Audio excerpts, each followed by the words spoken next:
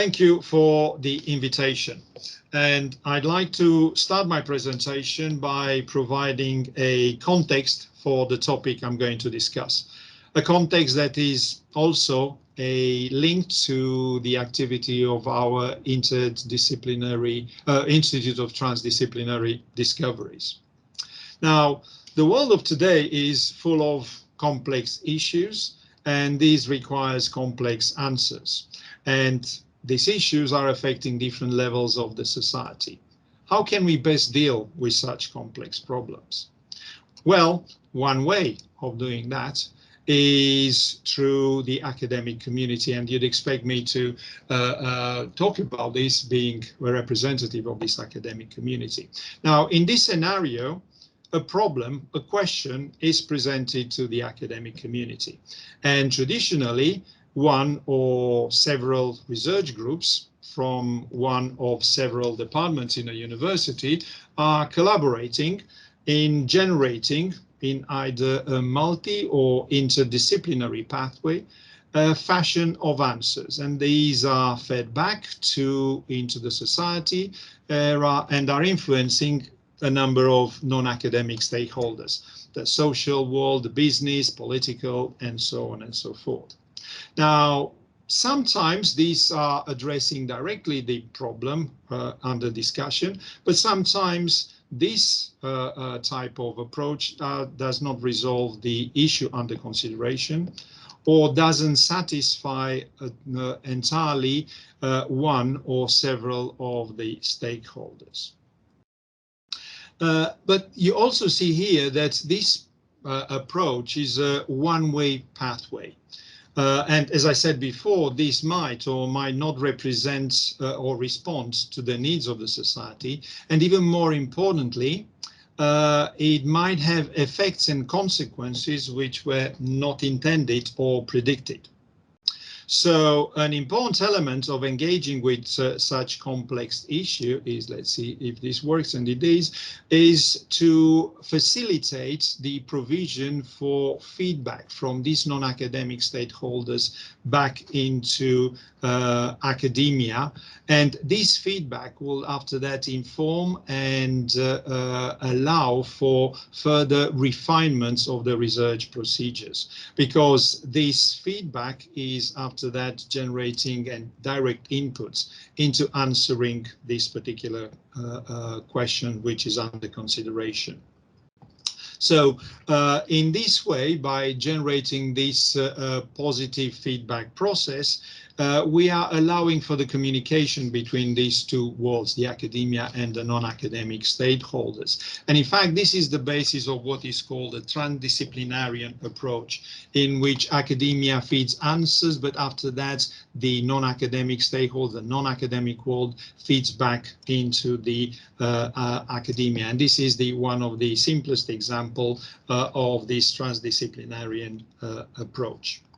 Now, one of the complex issues of today is the issue of the aging of the population. And let us look at some facts. First of all, increasing numbers. And if I'm concentrating now on the Hungarian issue, or the Hungarian population, taking data from the United Nations Statistical Office, the percentage of the population of 65 is going to increase for the remaining, during the remaining of this century, by about 50%. At the present time, it's about 20% as a percentage, and by the end of the century is going to increase to probably about 30%, or maybe even more, or maybe a little bit less. But this increase from 20 to 30 is about a 50% increase in the numbers. Now, one of the issues associated with with aging is that it is associated with what is called an increase in the burden of disease. Cancer, stroke, dementia, diabetes, myocardial infarction, pulmonary diseases, all are drastically increased as a result of the aging. And obviously, with the increase in the incidence and the severity of the disease, there are going to be significant increases in the cost of aging. And this is illustrated in this next slide, which is looking at one particular year. Is not Hungary, but is from a Western country over the year 2005 and 6. You can see that for the population over 55 to 85 plus, there are drastic increasing in all the costs associated with medical care. The most drastic one is in hospital, which is an increase of about sevenfold of the costs associated with people under the age of 55. But there are also increases in pharmaceutical benefits, in the cost of medication, or medical benefits, the interventions for treatments and diagnostic. So all these are piling together in terms of significant costs. And the question is, well, what can we do about all this? Can we do anything about this? Well, as I'm coming from the academic environment, and as I'm involved with research into the various issues, various aspects of aging, you'd expect me to say that one solution is by increasing the funding to the research into aging. With that funding, we can provide a better understanding of the mechanism of aging. We can provide a better understanding of how aging is associated with increasing other diseases. Maybe we can look at how we can reduce the impact of the various diseases with age. But these programs are really addressing the issues of the actual elders in the community. Are these research projects what do these elders want or need? These are valid questions.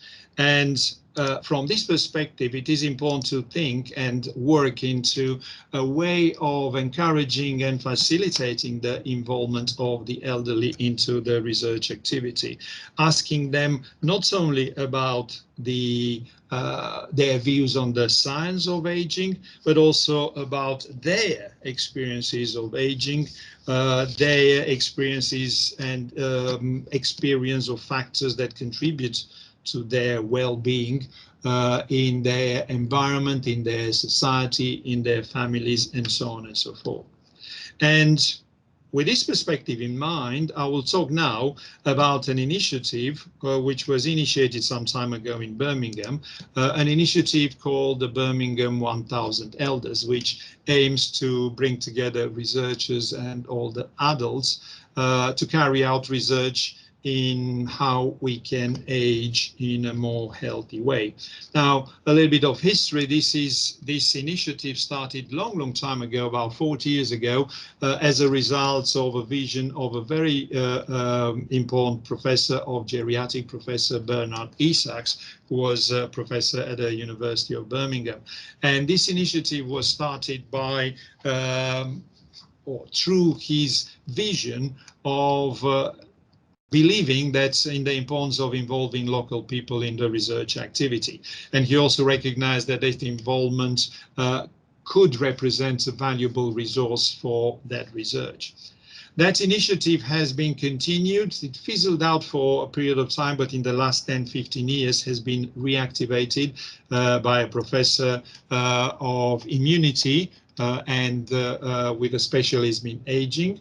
And it generated this Birmingham 1000 Elders, which now it's a group very robust, very dynamic, with plentiful of activity.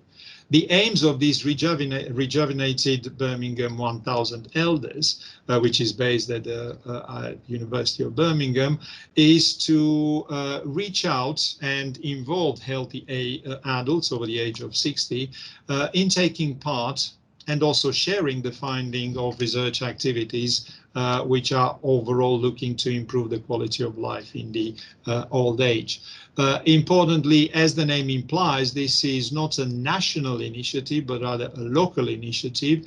And in Birmingham, there is a further important aspect. Birmingham is a very large city, more than 1 million people in population, with a very wide range of ethnicities, providing a multicultural perspective to all research activities. And this is an important important element even for the research into qualities of aging, of people of old age. But the most important element, particularly in this discussion, is the fact that 1,000 Elders sets as an aim an integration of the research and innovation with an element of participation. These are brought together by what is called a co-creation approach, and all these are illustrating once again this perspective of transdisciplinary approach. Now, let us see how the elders are actually involved in the activity of these Birmingham 1,000 Elders. One direct way is that the elders are subjects in the various studies. I'm giving an example of one of them, the Wellbeing Project, which was elaborated or performed in collaboration with a charity, Age UK, with the hospice and the care home. And the project looks specifically at the effects of gentle exercise routines on the well-being and health status of the subjects in this environment, hospice and care home. It was a 12-week program with a simple exercise, seated exercise program, which was delivered by the manager of the hospice, which was specifically trained to evaluate also the physical function and well-being. Although a small number of participants, the effects were incredible. There was an 85% improving the walking speed, a 96% increase in the chair raisability. These might seem to us of a younger generation like meaning nothing, but in the context of home care or a hospice, these are significant elements of the well-being of the individuals. I'll come back to this well-being project in a moment, but this is not the only type of research that takes place. There is also activities or studies which resulted from the Birmingham 1,000 Elders. One study showed, for example, and this was very much popularized, the effect of statins, which are usually used as an anti-cholesterol drugs, the effect of statins in helping the treatment of pneumonia in the aged people. Another study showed the significant effects of the depression, the negative effects of depression after a hip fracture in expanding or increasing the time of recovery after the injury. All this is mediated through the effect of the depression of the immune response, and this also generated a lot of interest and a lot of intervention from a pharmaceutical and therapeutic approach.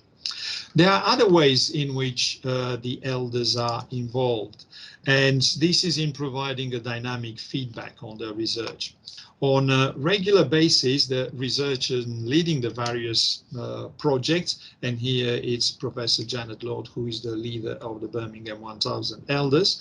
On a regular basis, meetings are organized in which the researchers are reporting to the community, to some of the members which participated in this research project, the latest results and talking about the latest publication. Each of these sessions is followed by a question and answer session through which the input from the audience is much appreciated and can inform further developments on those specific on those projects. Now, there is another way in which the elders are involved, and this is through organization of specific focus groups. And these focus groups are sometimes initiated at the start of the research projects, and the input from the elders is quite significant and important because sometimes they are modulating and influencing the direction of the research project and the setting up of specific topics which are going to make it up in the final research proposal generated by those researchers. But probably, particularly in the context of this discussion, the most interesting involvement of the elders is through these elements of co-creation and collaboration between the academic and non-academic partners. Remember the well-being project I presented to you earlier. Now, on its back, this very interesting collaboration has been developed, a company called Move It or Lose It, a company run by a special occupational therapist and physical education professional, but which involves members of the 1,000 elders, members of the elders community, both in terms of management and in terms of the delivery of the activities that Move It or Lose It provides. The purpose of the company is to provide specific age-related set of training exercises, as I described before, to encourage healthy aging. And the instructors are going to various locations, care homes or recuperation wards, to provide such classes. Now, the point is that many of the instructors, people delivering the actual exercises, are parts of the elders community. You see here there is a button called Becoming an Instructor, inviting people from the community to engage. And in this beautiful picture, you can see that some of the instructors represented here are in fact members of the elders community. There is a lot of enthusiasm and a lot of good feel about the activity of this, and they even developed a trademark approach to it called FABS, flexibility, encouraging flexibility, working on flexibility, developing the aerobic resilience of the individual, developing the balance and strength, and so on and so forth. This is, as I highlighted earlier in the presentation, is in action and in reality a transdisciplinary approach to aging research. And interestingly enough, and very important in the context of the activity of the ITD, this is what we are trying to initiate here and work here in Pecs through our institute. We started a healthy aging network, that would be the English translation. In Hungarian, the name, and you'd excuse my pronunciation, is Szepkoru Hálózat. And this initiative is aiming to collaborate with the various local stakeholders who are involved with the elderly in the city. That means pensioners group or various charities which do have special programs involving the elderly in the city of Pecs. We also have some meetings with the Elders Council at the town hall. And all this is very, very positive and very, very good prognostic. And we are really thinking that in the next couple of years, there are going to be some exciting developments in this context. So watch this space, and hopefully we'll report on the developments of this initiative here in Pecs. Okay, that's all. Thank you very much for your attention.